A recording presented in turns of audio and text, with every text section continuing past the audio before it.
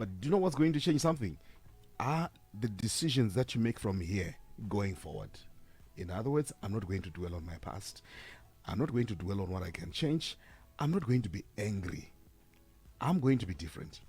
A number of people, we go through life every day, we can be angry at people. A number of times we go through life angry at things that we can't change. A number of us, we go through life angry at people we have no control over. A number of us, we get angry at people we don't even have communication with. You begin to live your life vacantly when you realize you're an adult and you've got the responsibility to take charge of your life. So right now, I want you to look into your life. As long as you still have an explanation as to why you are where you are, you're not ready for change. But as long as you're able to confront where you are and say, I need to do something about it. I'm not going to blame anyone for where I am. I'm going to start making better decisions. I'm going to start doing things differently. That's when you begin to change your life. So Kuti, now that I'm here, yes, what can I do to take myself out of this position that's uncomfortable? Exactly. And to live a life that I love and that I adore. Yeah. Exactly. Which means you've got the power, Vikendi, to actually create and design the life that you want. Design it. You see, many Zimbabweans right now, look at our conversation. Generally, go on Twitter. We're angry people on Twitter. Very angry. Takatsangwa, tine hasha.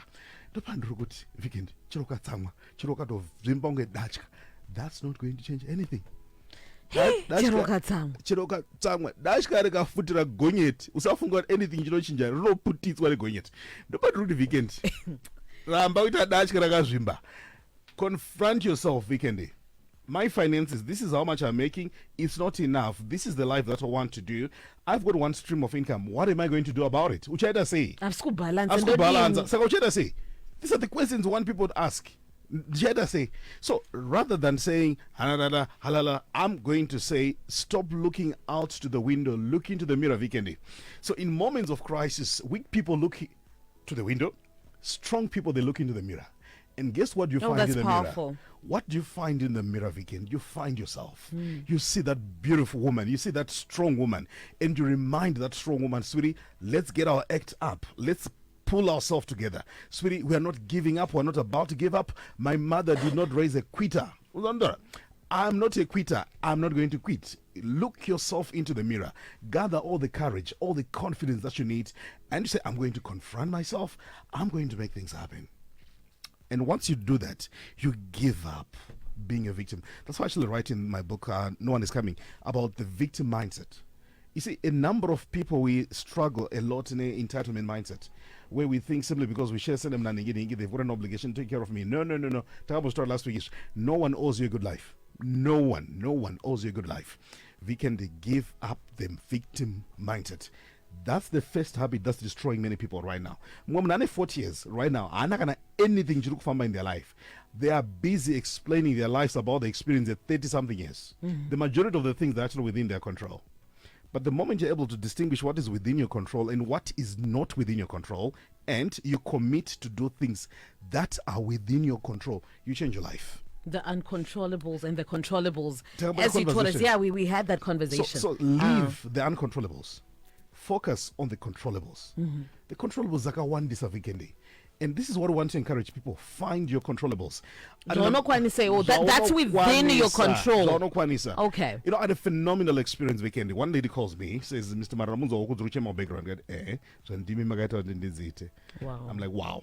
I'm talking about a professional who goes into retirement. Now, instead of complaining about rate of inflation, complaining about the economy, they start identifying the things that they can do. And out to think I'm actually Vikendi. Kana level rako rochiri kutendeza kuti mboite survive ngatimboshandei papo pa survival. It's okay. Then kana move from survival, let's get to the next level. But I'm saying whatever level of your life that you are in, desire to be the best that you can be, so that the next level we've built the infrastructure that can support you at the next level. I'm not saying go and buy a twin cable or whatever. No. I'm saying whatever level you're at Vikendi, there's so many things that are within your control. Whatever your business, whatever you're doing, business, congratulations. So whatever level that you are, give up the privilege of blaming people and says, I'm going to act. I'm going to take charge of the situation. And guess what? Once you give up that habit, you wake up every day, Vikendi. You don't look for anyone to blame in your WhatsApp. You say, guys, tripapi, ndruguye pap. Why are things not happening? And we make things happen. People who give up their lives are seen by pointing fingers at other people. Don't point fingers. If ever there's anyone to blame, blame you. That's why I respect people who say, guys, I'm sorry, blame anyone. Blame me. So number one, the victim mindset. Number two, there's something called forced incompetence. Forced incompetence is what many people are used to. You see, a number of people say, try. It's not my thing. It's not my thing. Yeah. We can look at what you studied at university and look at what you're doing. Yeah, different. Different. So imagine if you're going to be attracted to the idea of pursuing a career within the line of your degree. Trust me, you're going to live a most miserable life. If you had been religious and say, no, which is the point that I want to encourage people, try Vikendi. Zamauchienda. You know, when I'm given an assignment that I'm not to my phone, who does this thing? Okay, Murigup, can we do lunch? Why? Because I want to learn. You don't learn if you don't take the initiative to learn. And we need to be willing as well to try, and trying requires you to gather courage. What is incompetent? What? Forced incompetence. Forced incompetence. Yes. So interesting. Get away from forced incompetence. You see, one of the things that I've done in my law practice, I'm a lawyer full time. You know, I've read quite a number of cases. But you know what you do? I take that matter, then I go to the next office because I work with quite a number of people. Sure, have you ever done this matter? Yes. Can I have a template?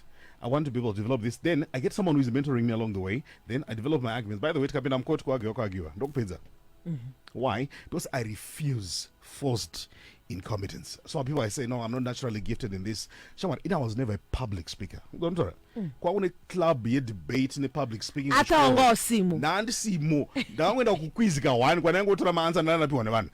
you know, one point in time I had to gather myself up, Vikendi. I'd say, I actually need to work on this. I think I like this. I think I can actually be good at this. And guess what? I started putting in time developing myself. Started learning, started identifying the people in the field and say, okay, who can I learn from, virtually and in person? Started reading, started expanding my scope because I refused forced incompetence, which is what we want many people, Vikendi, to get to that level where we say, okay, what can I learn this time? What are the new skills that I'm learning every time? That's why every day before I sleep, Vikendi, I ensure that I learn something new, which is what the habit that I want people to develop. Learn something new before you sleep. There is something new. So yes, Augusta, there's whatever, but there is skill in marketing. There is skill in sales. Because even if you don't master that discipline, you won't grow. But a number of people were going to die in our comfort zones, Vikendi, because we don't want anything that is uncomfortable. We don't want anything that requires us to step out of what we're used to. So if you want to grow, I want you to embrace the habit of leaving the familiar, going into the familiar. Real growth happens in the unfamiliar. So true. Vikendi, I'll tell you one secret. I'm not going to use this as a practical example. Where you've been to the UK, you've been several countries, you've been several continents. You were never going to go to those continents with your degree. But guess what? It's your gift that has invited the United Nations. It's your gift that has invited SADC and says, this young girl, there's something. There's something. It's your gift that has attracted Zimtrade and say, we want this lady to host this show. It's your gift. But it's also your willingness and your readiness to step in and say, I'm going to take this step, which is what I'm going to encourage people. If you read my book, Toast Fathers, I actually say your degree can make you poor. Because we're so attached to qualifications that are effectively disqualifying us. From then you confine yourself. And you confine yourself. You know what I'm saying? Yeah. So me, I've refused to be a victim of my degree. No, I have refused. So next year I'm working on my PhD. Why am I working on my PhD? But I'm not doing it necessarily because I need it to make money. No, I don't need it. Why? Because I've liberated myself from a degree. So what do? I do online courses. I learn. I subscribe my courses. My course is free. I learn. Why? Because I don't want to be a victim of my qualifications. A number of people right now, in Zara, degree. Why? Because we're emotionally attached to what is no longer serving us. And now not Zidza, but most importantly, also learn to learn out of your comfort zone. Also learn to learn outside what we went to school for, because real growth, the great wall. The great wall. Yeah. The moment you step out of a great hole, and you open your mindset. You don't limit your mind to the great old. That's when real greatness happens. You say, because a number of us, we talk about the great old mindset. But the way it's a distinction. Azvishandi. Stretch your mind. Explore the opportunities. Explore the opportunities. Very important. Dream, explore, expand. That's what I want to encourage people in 2022 as we're finishing. Explore, expand. Real growth happens the moment you say, goodness, I'm going to step out of the comfort zone. I'm going to step out of the familiar. I'm going to start doing something new. I'm going to start experimenting. Which is why third habit, which many people need to let go, is being risk aversive. We live life running away from risk. Vikendi, life is risk. It's all about risk. And you know one of the greatest risks? You're never going to get out of this life alive. Hey. You're never going to get out of this life alive. That's how risky life is. For each one of us. Each one of us, you're a potential client for a funeral parlor. You are not going to get out of this life alive. Meaning, you might as well take the risk. Take the risk. Anyway, if you're married, Vikendi, stop disappointing. If you're married, you're one of the people who can embrace risk. I do for the rest of my life. What does sometimes? Weekend. Can I do for the rest of my life? You can embrace risk. You'll be shocked how many things are discovering in their marriages. Because what I do. Never relationship fail my chance, chimbozi poor business my chance, ex useless. What's yeah, violence kind. Give yourself the chances you're giving your exes. Oh man. I forgive you. Okanya, I forgive you. This is not for me. This is not my calling. This is not my calling. Give yourself a chance. Give your business a chance. Come on now. Give yourself a chance. Be a person who is willing to embrace risk, because life is about risk and there's no growth without risk, which is why I explained. And there's no success without persistence as well. Akuna. So you need to be persistent. Yeah. You see why I say in my book, Toys for Others, that a salary by definition is a representation of risk. The risk is that you're willing to embrace. That's why you're given a salary.